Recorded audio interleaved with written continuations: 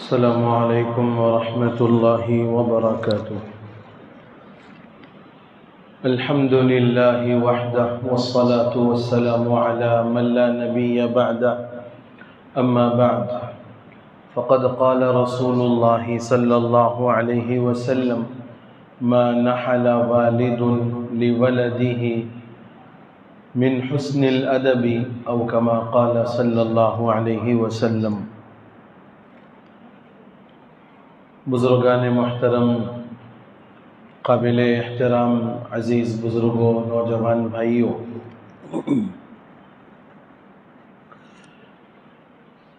انسان کو اللہ رب العزت نے اس دنیا میں بے شمار نعمتوں سے نوازا ہے، اور ہر نعمت اپنی جگہ پر ایک اہمیت کی حامل ہے، اور ہر نعمت انسان کے لیے اللہ کی طرف سے آزمائش ہے۔ ہر نعمت اللہ کی طرف سے انسان کے لیے آزمائش کا ذریعہ ہے۔ اگر اس نعمت کا بندہ صحیح استعمال کرتا ہے، وہ نعمت اللہ کے نزدیک اس کے لیے باعث اجر و ثواب ہوگی، نجات کا ذریعہ بنے گی۔ اور اگر اس نعمت کا بندہ غلط استعمال کرتا ہے اور اس کا شرعی نقطہ نظر سے جو طریقے استعمال ہونا چاہیے وہ اس طریقے پر استعمال نہیں کرتا، تو پھر وہ نعمت اس بندے کے لیے عند اللہ باز پرس کا ذریعہ بنے گی، جواب دہی کا ذریعہ بنے گی۔ اس کو ایک مثال سے سمجھیں آپ کہ انسان کو اللہ رب العزت نے مال دیا، خوب مالدار بنایا۔ اب یہ مال اگر اللہ کی مرضیات میں لگے گا، اللہ کو خوش کرنے والے اعمال میں لگے گا، اللہ کی رضا والے اعمال میں لگے گا، یقیناً یہ مال بندے کے لیے اللہ کے پاس ذریعہ نجات بھی بنے گا، اور جو مال اللہ کی رضا پر یہ لگا رہا ہے، خرچ کر رہا ہے، وہ اس کے لیے باعث اجر و ثواب بنے گا۔ لیکن اگر یہی مال بندہ اللہ کی مرضی چھوڑ کر اپنی مرضی میں لگائے، اللہ کی جو پسندیدہ چیزیں ہیں اس کے بجائے اللہ کو ناراض کرنے والی چیزوں میں اپنا مال لگائے، تو یہ مال عند اللہ باز پرس کا ذریعہ بنے گا، اور یہی مال اس کے لیے باعث وبال بنے گا۔ آپ بہتر سمجھتے ہیں اس بات کو۔ ایسے ہی اللہ کی نعمتوں میں ایک بہت بڑی نعمت، اور ایسی نعمت کہ جس نعمت کو حاصل کرنے کے لیے حضرات انبیاء کرام علیہم الصلوات والتسلیم نے اللہ سے دعائیں مانگی ہیں، وہ نعمت ہے نعمت اولاد۔ وہ نعمت ہے نعمت اولاد۔ حضرت زکریا علیہ السلام کے متعلق سورہ مریم کے اندر اس بات کا تذکرہ ہے کہ انہوں نے رب تعالی سے اپنے لیے اولاد مانگی، انہوں نے رب تعالی سے اپنے لیے اولاد مانگی، اور اللہ رب العزت نے ان کی دعا کو قبول بھی فرمایا۔ اذ نادى ربه نداء خفيا قال رب إني وهن العظم مني واشتعل الرأس شيبا ولم أكن بدعائك رب شقيا وإني خفت الموالي من ورائي وكانت امرأتي عاقرا فهب لي من لدنك وليا۔ یہ آیت اس بات کی صاف دلیل ہے کہ حضرت زکریا علیہ السلام نے اللہ رب العزت سے اپنے لیے اولاد کو مانگا ہے، اولاد کو طلب کیا ہے۔ معلوم یہ ہوا کہ یہ اولاد اللہ رب العزت کی بہت بڑی نعمت ہے، اور قرآن پاک میں اللہ رب العزت یہ بھی فرماتے ہیں اولاد کے دینے کے سلسلے میں جو ضابطہ ہے، فرمایا کہ یَهَبُ لِمَن یَشَاءُ إِنَاثًا وَیَهَبُ لِمَن یَشَاءُ الذُّکُورَ او یزوجہم ذکرانا واناثا ویجعل من یشاء عقیما۔ چار چیزیں اللہ رب العزت نے اولاد کے دینے کے سلسلے میں ارشاد فرمائی۔ یہب لمن یشاء اناثا، اللہ جسے چاہتا ہے صرف بیٹیاں ہی بیٹیاں دیتا ہے، اللہ جسے چاہتا ہے صرف بیٹیاں ہی بیٹیاں دیتا ہے۔ وَيَهَبُ لِمَن يَشَاءُ الذُّكُورَ، اور جسے چاہتا ہے صرف بیٹے ہی بیٹے دیتا ہے۔ أَوْ يُزَوِّجُهُمْ ذُكْرَانًا وَإِنَاثًا، اور جسے چاہتا ہے کچھ بیٹے اور کچھ بیٹیاں، یعنی دونوں دیتا ہے۔ وَيَهَبُ أَوْ يُزَوِّجُهُمْ ذُكْرَانًا وَإِنَاثًا وَيَجْعَلُ مَن يَشَاءُ عَقِيمًا، اور جسے چاہتا ہے بانجھ رکھتا ہے، یعنی نعمت اولاد سے محروم کرتا ہے۔ اولاد اللہ رب العزت کی اتنی بڑی نعمت ہے کہ انسان اولاد کے ہونے پر بڑا مطمئن ہوتا ہے اور اپنے آپ کو بڑا پرسکون محسوس کرتا ہے، اور یہ تصور اور یہ خیال دل میں لے آتا ہے کہ یہ اولاد جب بڑی ہوگی، جب یہ جوان ہوگی، جب یہ طاقتور ہوگی اور یہ کمانے کے لائق بن جائے گی تو یہ ہمارے بڑھاپے کا سہارا اور بڑھاپے کی لاٹھی بنے گی۔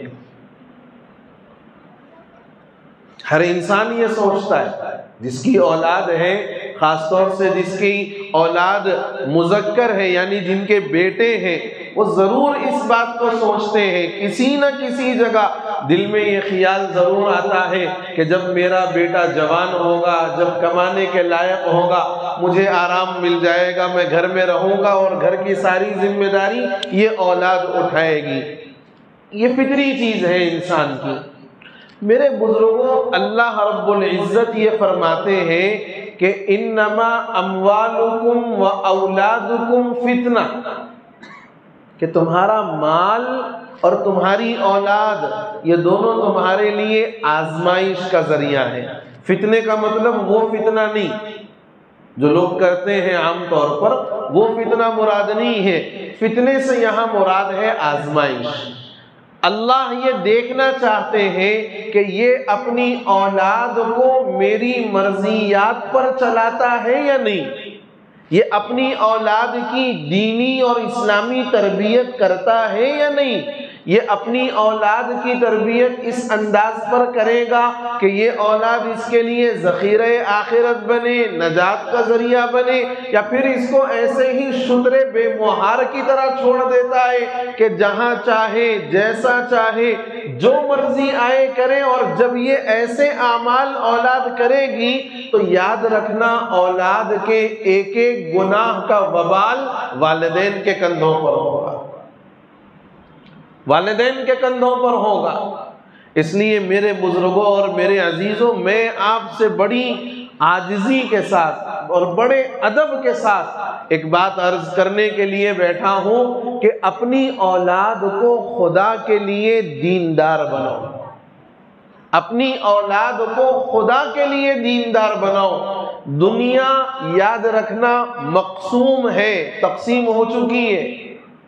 دنیا مقسوم ہے، تقسیم ہو چکی ہے۔ میں بار بار یہ بات کہتا ہوں کہ جب ہماری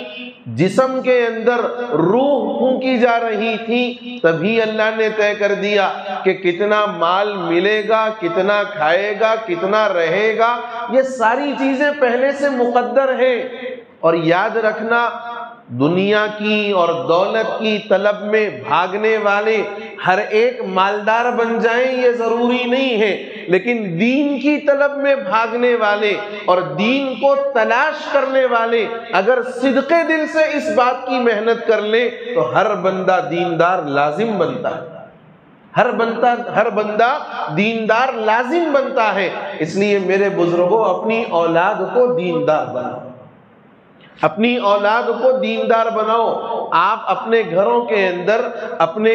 الماریوں میں ایک خاص تجوری کا خانہ رکھتے ہیں، بند کر کے آتا ہے، اس کو بولتے ہیں چور خانہ۔ ایک تو ہے جو آپ نے تجوری کھولی جو الماری سے بھی اندر ہوتا ہے، پھر اس تجوری خانے میں سائیڈ میں ایک چھوٹا سا خانہ ہوتا ہے، اس کو آپ چور خانہ بولتے ہیں، ہے نا؟ آپ اپنے قیمتی زیورات اور اپنا گولڈ، اپنا سلور، اپنے ڈائمنڈ، یہ سارے کے سارے اس تجوری کے اس چور خانے میں رکھتے ہیں کہ اگر کوئی آئے اور تلاش کرنا چاہے تو اس کو نہ ملے، یا پھر کوئی ایسی جگہ اس کے لیے منتخب کرتے ہیں جو آپ کو اور آپ کے گھر والوں کو معلوم ہو، ہر کس و ناکس کو معلوم نہ ہو۔ کیوں؟ اس لیے کہ آپ نے یہ سمجھا ہوا ہے کہ یہ جو گولڈ ہے، یہ جو سونا ہے، یہ جو سلور ہے، یہ جو ڈائمنڈ ہے، یہ بڑا قیمتی ہے، اس کی بڑی حفاظت کرنی پڑتی ہے۔ میرے بزرگوں، میں آپ سے بڑی صاف بات کہتا ہوں، یہ ہماری اولاد جو ہے یہ ہمارے لیے اس گولڈ اور ڈائمنڈ سے بھی زیادہ قیمتی، ہماری یہ جو اولاد ہے اس گولڈ اور ڈائمنڈ سے بھی زیادہ قیمتی ہے۔ جیسے ہم اس کی حفاظت کے لیے اپنے آپ کو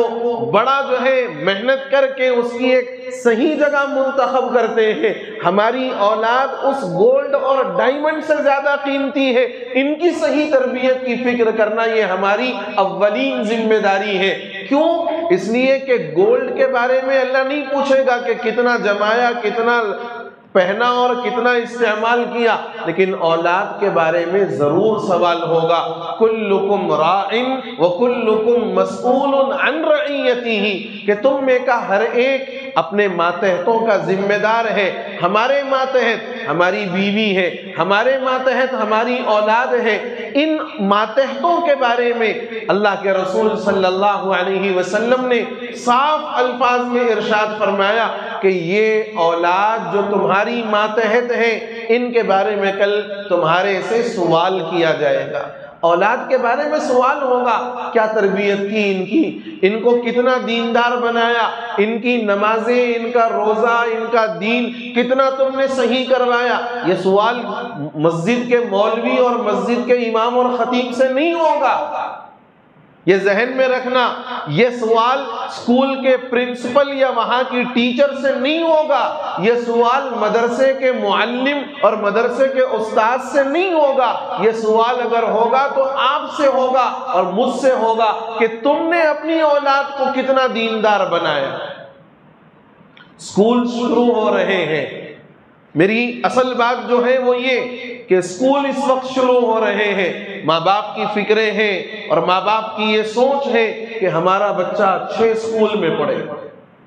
ہماری یہ فکریں ہیں کہ ہمارا بچہ ایسا قابل اسکول اس کے لیے طے کیا جائے، چاہے خود کو بیچ دینا پڑے ہم بیچ کر اس کی فیس ادا کریں گے اور اس کو بہترین سے بہترین اسکول میں پڑھائیں گے، تاکہ جب وہ وہاں سے پڑھ کر نکلے تو ہماری یہ خواہش ہوتی ہے کہ ہمارا بچہ انگریزی میں فر بات کرنا شروع کر دے، ہمارا بچہ انتہائی قابل بن جائے۔ آپ جاؤ، جا کر کے دیکھو، آج تحقیق کرو، کتنے انجینئرز ہیں جو بیکار پڑے ہوئے ہیں،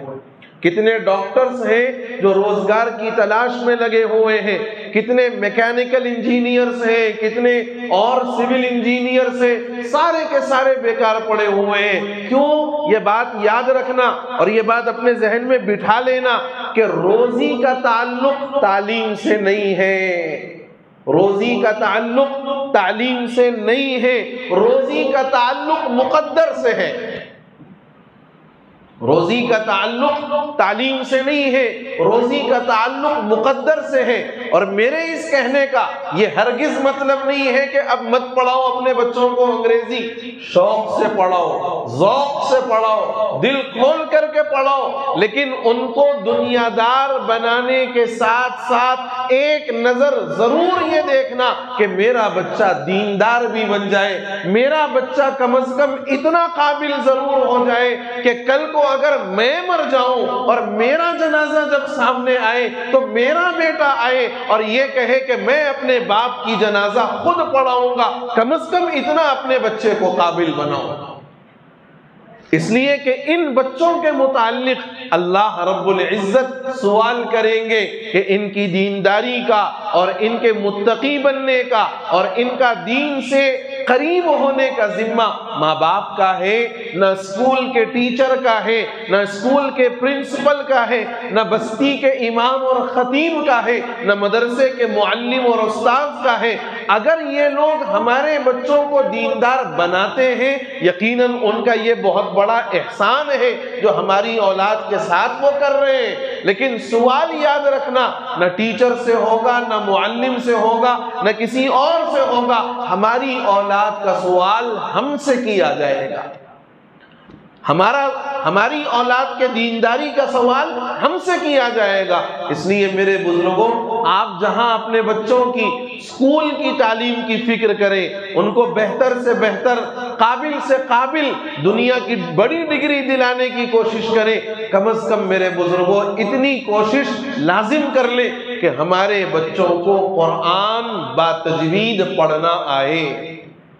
ہمارے بچوں کو قرآن باتجوید پڑھنا آئے، ہمارے بچوں کو روزے، نماز، زکوٰۃ، حج کے وہ موٹے موٹے مسائل جس کی بار بار ضرورت پڑتی رہتی ہے، وہ مسائل ہم اپنی اولاد کو سکھائیں، اور ہم نہ سکھا سکیں تو کم از کم ان کے سکھانے کا انتظام کریں۔ آج میرے بزرگوں، اسکولوں کی تعداد بہت زیادہ ہے اور دنیاوی تعلیم کے لیے ٹیوشنز کا ذریعہ بہت زیادہ ہے۔ دینی تعلیم کے سلسلے میں ہماری غفلت یہ کہ علاقے پورے کے پورے مسلم آبادی والے ہیں، لیکن صحیح طور پر طلباء کو اور بچوں کو عربی اور قرآن سکھانے کے لیے یا تو مدارس کا انتظام نہیں ہے، اور اگر ہے تو پھر مدارس میں جیسی تعلیم ہونی چاہیے ویسی تعلیم کا انتظام نہیں ہے۔ علاقے والے خود یہ کہتے ہیں فلانا مدرسہ کچھ بھی نہیں ہے، مصحف پڑھے ہی پڑھے۔